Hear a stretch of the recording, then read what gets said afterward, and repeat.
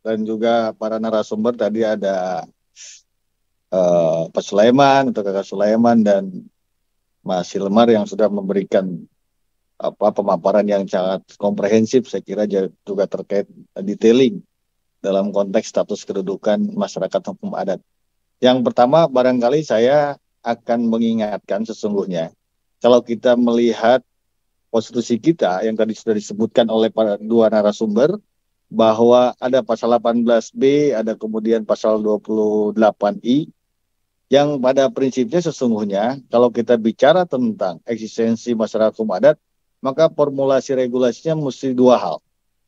Yang satu adalah terhadap pengakuan itu, dan yang kedua terkait dengan hak asasi manusia. Ini yang saya kira menjadi hal yang sangat krusial yang harus menjadi catatan dalam rangka kemudian mendorong RUU MH ini segera kemudian dilanjutkan. Tadi Pak Sulaiman juga sudah memberikan catatan tebal dan sangat tebal, saya kira, bahwa RUU ini ternyata memang disumbat begitu ya. Karena perjalanannya cukup panjang, hanya tinggal masuk di Bamus, kemudian diagendakan di paripurna oleh pimpinan, ini kemudian menjadi stuck. Meskipun pertanyaannya adalah, ada apa ini? Kenapa misalnya RUU yang berimplikasi terhadap pengakuan dan penghormatan negara terhadap hak asasi manusia ini menjadi tersumbat begitu ya. Padahal saya kira tadi juga saya jelaskan dua instrumen itu menjadi catatan. Nah, kalau kita melihat dalam pasal 18B memang paling nggak ada 4 hal yang cukup signifikan, Mbak Bimbi. Pertama memang pengakuan terhadap eksistensi kesatuan masyarakat hukum adat, termasuk juga hak tradisionalnya, ini menjadi bagian yang sangat signifikan. Kedua, kemudian masyarakat hukum adat itu memang masih hidup dalam lingkaran yang tertentu. Saya kira juga dua ini adalah bagian yang tidak boleh dipisahkan. Kemudian pengakuan penghormatan itu diberikan tanpa pengabaian derajat kemanusiaan. Apalagi pasal ini kan, pasal 18B ini juga bisa dibaca sistematis dengan pasal 28I ayat 3. Dan yang saya kira terakhir adalah pengakuan dan penghormatan MH itu dalam bingkai NKRI gitu ya. Nah, sehingga kalau kita membaca narasi 18B tadi, paling tidak ada beberapa syarat konstitusional terkait dengan MH itu. Sepanjang masih hidup, nah ini yang saya kira cukup menarik ini. Tadi Mas Hilmar juga memberikan catatan tebal, Pak Sulaiman juga. Sepanjang masih hidup ini selalu dalam prakteknya menjadi sebuah diskursus. Karena nanti ini akan berimplikasi terhadap indikator dan persyaratan. Yang saya kira tadi Pak Hilmar juga sudah memberikan penjelasan bahwa terkait dengan MH ini hampir lebih 23 peraturan perundang-undangan. Bahkan juga terkait dengan 28 lembaga, baik departemen maupun non-departemen. Nah, inilah sebetulnya pentingnya salah satunya kenapa harus ada undang-undang tentang MHA ini. Yang satu adalah simplikasi, karena kalau tidak terjadi simplikasi, parsialitas yang tersebar di berbagai macam peraturan undang-undang ini akan menimbulkan komplikasi begitu. Komplikasi pertama apa? Saya kira karena ini banyak peraturan perundang-undangan, maka pastilah akan berimplikasi juga banyak lembaga-lembaga, baik departemen maupun non-departemen, yang punya kewenangan terkait dengan MHA. Begitu. Tadi Pak Hilmar bilang, Mas Hilmar, ada paling tidak 28 gitu ya, kelembagaan baik departemen maupun non-departemen. Yang ini tentunya kewenangannya berbeda-beda sehingga tidak sinkron gitu ya. Dan ini juga akan memperlambat akselerasi bagaimana misalnya melakukan sebuah upaya dalam rangka memberikan perlindungan dan penghargaan terhadap masyarakat hukum adat gitu. Bahkan juga saya kira ini yang selalu menjadi masalah yang sangat krusial gitu ya. Lalu yang kedua, sesuai dengan perkembangan zaman dan peradaban, ini juga sama. Parameter ini yang selalu menjadi diskursus begitu ya. Nah, sesuai dengan prinsip NKRI dan diatur dalam undang-undang. Nanti akan saya coba jelaskan beberapa norma secara teknis yang dirangkai dalam pasal undang-undang dasar khususnya begitu ya. Karena nanti diskursusnya ketika kita berbicara dalam perspektif indikator dan persyaratan. Misalnya terdapat masyarakat yang teratur, ini seperti apa, menempatkan suatu wilayah tertentu dan sebagainya. Apalagi tadi sudah dijelaskan juga bagaimana proses liku-likunya pengakuan dan penghormatan terhadap eksistensi masyarakat adat atau masyarakat hukum adat begitu ya, dari mulai zaman kolonialisme kemerdekaan, pasca kemerdekaan, dan kemudian saat ini begitu ya. Kemudian terdapat kelembagaan juga ini yang menjadi saya kira catatan strategis. Memiliki kekayaan dan masyarakat berdasarkan peralihan darah dan sebagainya, hidup secara komunal dan gotong royong misalnya, religius magis yang ini juga selalu sempat menjadi permasalahan ya, terkait di masyarakat hukum adat ya. Kemudian juga komunal, konkret, dan kontan. Nah, kita akan lihat sekarang misalnya bagaimana perspektif pasal 18B ayat 2 itu melihatnya. Yang pertama adalah bahwa pasal 18B ayat 2 ini tentunya tidak bisa dipisahkan dengan 18B ayat 1. Kan di dalam 18B ayat 2 disebutkan pengakuan penghormatan kesatuan masyarakat hukum adat itu diatur dalam undang-undang. Maka maknanya kalau kita membaca secara teknis berdasarkan Undang-Undang 12 2011 tentang pembentukan peraturan perundang-undangan, maka yang dimaksud dengan masyarakat hukum adat itu dia tidak diatur sendiri dalam undang-undang yang mandiri, tetapi dia terintegrasi dengan pasal 18B ayat 1-nya terkait dengan negara mengakui dan menghormati satuan pemerintahan daerah. Maka dia terintegrasi dengan situ. Yang bersifat khusus dan bersifat istimewa diatur dengan undang-undang. Nah, maka makna dalam pasal 18B ayat 2 itu dia terintegrasi dengan pasal 18B ayat 1 karena menggunakan istilah dengan undang-undang diaturnya. Ada pertanyaan yang menarik saya kira. Yang pertama adalah apakah Undang-Undang Dasar juga menjelaskan tentang parameter atau kriteria bersifat khusus atau bersifat istimewa? Karena kita tahu semua itu tidak ada dalam Undang-Undang Dasar begitu ya. Apalagi sekarang perkembangan yang saat ini kayaknya fleksibilitas tafsir politik lebih nuansanya lebih besar ketimbang sebelum amandemen 45 terkait dengan kekhususan dan keistimewaan daerah. Yang kedua sebetulnya yang dimaksud dengan khusus dan istimewa dalam tafsir pasal 18B itu apakah untuk provinsi, apakah untuk kabupaten kota atau juga termasuk dengan desa dan adat. Nah, ini yang saya kira harus menjadi perdebatan yang spesifik.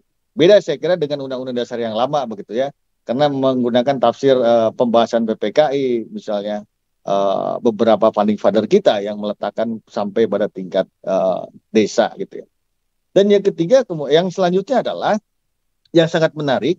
Memang kalau membaca pasal ini bahwa masyarakat hukum adat itu bagian yang terintegrasi dengan pemerintahan daerah begitu. Makanya saya kira apakah pengakuan dan penghormatan terhadap masyarakat hukum adat negara ini tulus atau enggak sih ketika diintegrasikan dengan pemerintahan daerah. Karena ini pasti akan banyak berbagai macam gejala-gejala yang bisa berimplikasi terhambatnya hak-hak masyarakat hukum adat.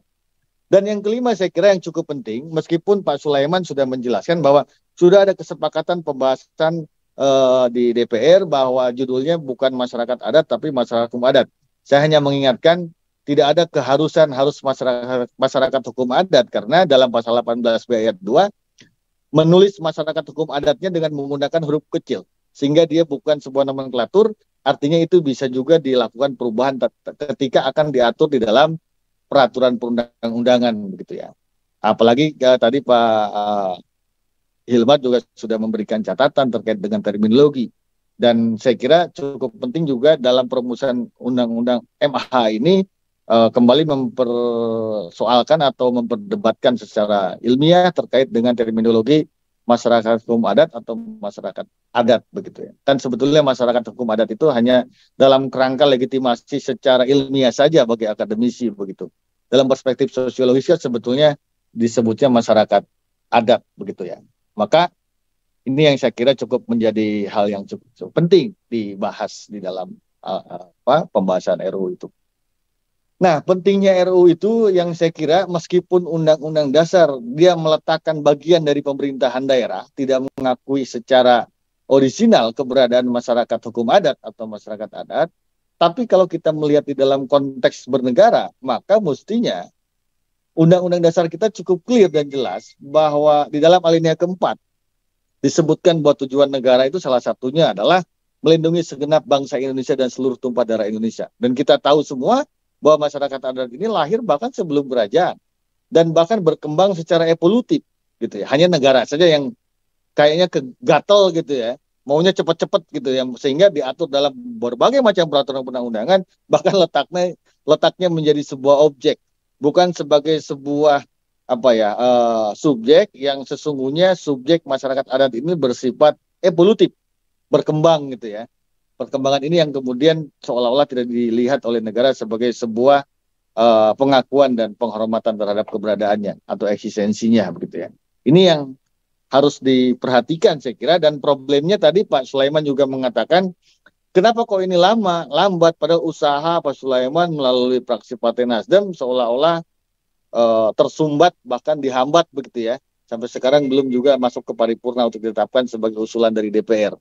Ya karena memang ini juga ada kekhawatiran dengan berbagai macam peraturan perundang-undangan yang bersifat sektoral juga, apalagi ada momentum Undang-Undang Cipta Kerja, ada kekhawatiran ini akan menghambat atau menyumbat proses investasi, apalagi kita tahu semua bahwa sekarang itu sumber daya alam menjadi satu bagian yang sangat signifikan dalam proses percepatan industrialisasi. Tapi saya kira itu terlalu naif begitu ya, ketika misalnya ini dijadikan sebagai reasoning dalam proses percepatan terhadap pertumbuhan industri di wilayah-wilayah sumber daya alam di Republik ini begitu ya. Dan apalagi tadi juga Pak Sulaiman dan Mas Hilmar juga memberikan catatan terkait dengan berbagai macam konflik gitu ya. Konflik yang terjadi masyarakat adat.